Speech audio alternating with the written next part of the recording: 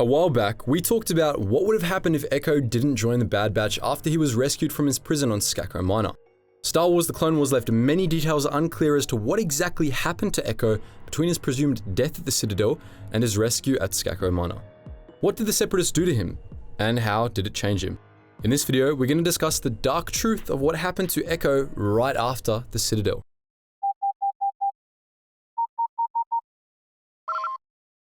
Attention, Sergeant on deck!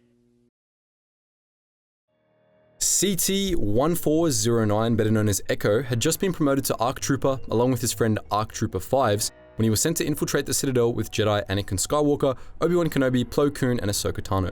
Their mission was to rescue Jedi Master Evan Peel and Captain Wilhoof Tarkin from the sadistic prison warden Osai Sobek. Peel and Tarkin each held half of the coordinates to the Nexus route, a key hyperspace route between the Republic and the CIS. Located on the planet Lola Sayu, many considered the Citadel impenetrable, and it was originally designed by the Jedi Order to contain rogue Jedi if they ever became a threat to the Republic. During the Clone Wars, however, the CIS captured it and converted it to one of their most isolated and secure prisons. Lola Sayu was chosen because of its harsh volcanic landscape and remote location. The Citadel itself was of course a labyrinth of identical passageways protected with traps and an extensive array of ray shields. It was also manned completely by droids, and every incoming craft was scanned for life forms. The only way the Republic forces were able to infiltrate it was by freezing themselves in carbonite and trusting R2-D2 and a handful of reprogrammed B-1 battle droids to get them inside. At first, the plan went smoothly. Having freed the prisoners, Echo and 5s accompanied their group as they tried to make it to their extraction point, where they planned to use a Separatist vessel to escape. Unfortunately, Sobek predicted their escape plan and positioned a large droid ambush on the landing pad. When Echo noticed that commando droids were running to man the base's turrets, he rushed toward the shuttle to secure it. As he was running toward the shuttle, it was destroyed by turret fire and Echo was engulfed in flames, with his helmet rolling toward 5s. Thinking he was dead, his team abandoned him and he was unable to escape capture. Echo lost both of his legs and one arm in the explosion and was knocked unconscious. This is our only chance. We've got to stop him.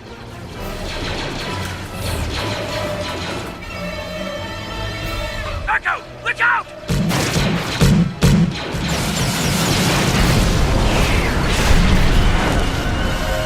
Echo!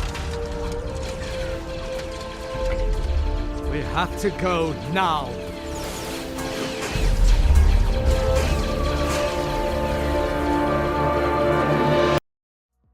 The Separatists rarely took clones prisoner, since most clones were trained to resist interrogation tactics and would rather die than betray the Republic.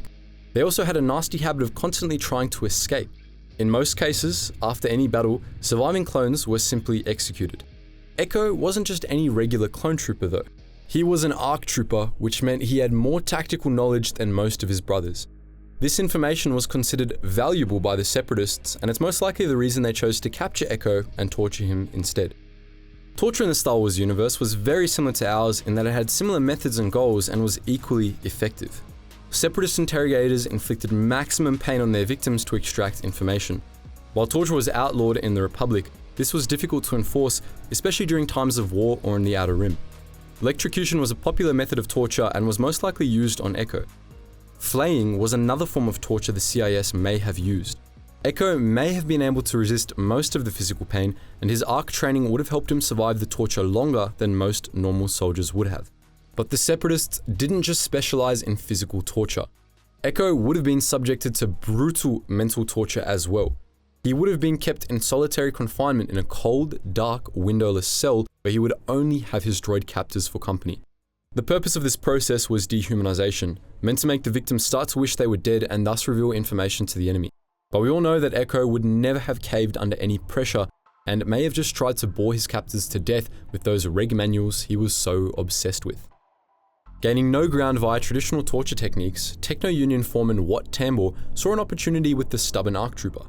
Echo became the unwilling subject of the Techno-Union's horrific human experimentation program, where they replaced parts of his body with cybernetic replacements. This was an invasive process that could change the subject's brain functions and affect their personality.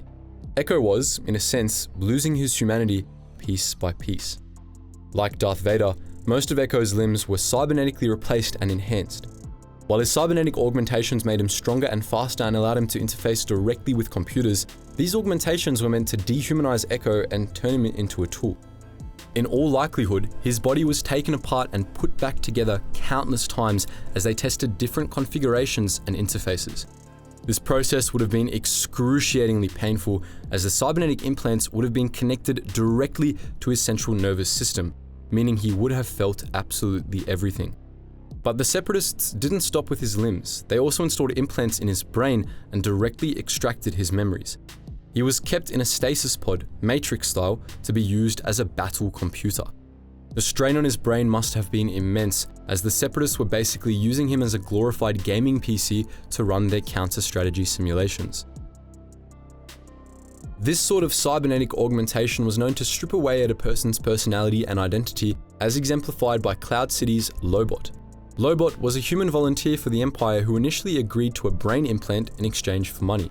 The Empire used him to perform complex battle calculations, and while the pay was good, it came at the cost of Lobot's personality. As he became more machine than man, he lost more and more of his identity, with his cybernetic implants eventually taking over. Echo was at risk of such a fate, except in his case, things were much, much worse. He was forced to aid the Separatists in killing hundreds of his brothers through Admiral Trench, who was slaughtering Republic forces on Anaxis using Echo's knowledge of the strategies he developed with Captain Rex. He watched as his memories and intelligence were weaponized against those he called friends and allies. During the battle for Anaxis, Captain Rex became suspicious when he recognized the droids were countering the strategies he had come up with Echo and Fives. Commander Cody dismissed his suspicions, reiterating that Echo died at the Citadel. Rex's suspicions were confirmed, however, when the signal coordinating the droid forces identified itself as CT-1409.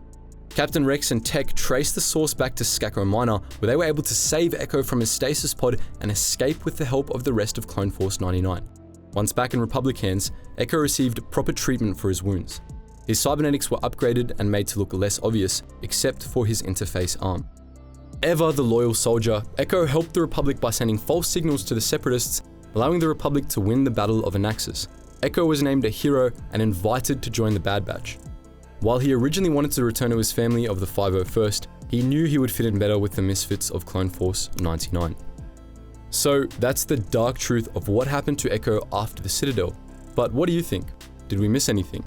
As the last surviving member of Domino Squad, how do you think Echo felt? Feel free to post your thoughts in the comments section below. And as always guys, thank you so much for watching, and I hope to see you in the next video.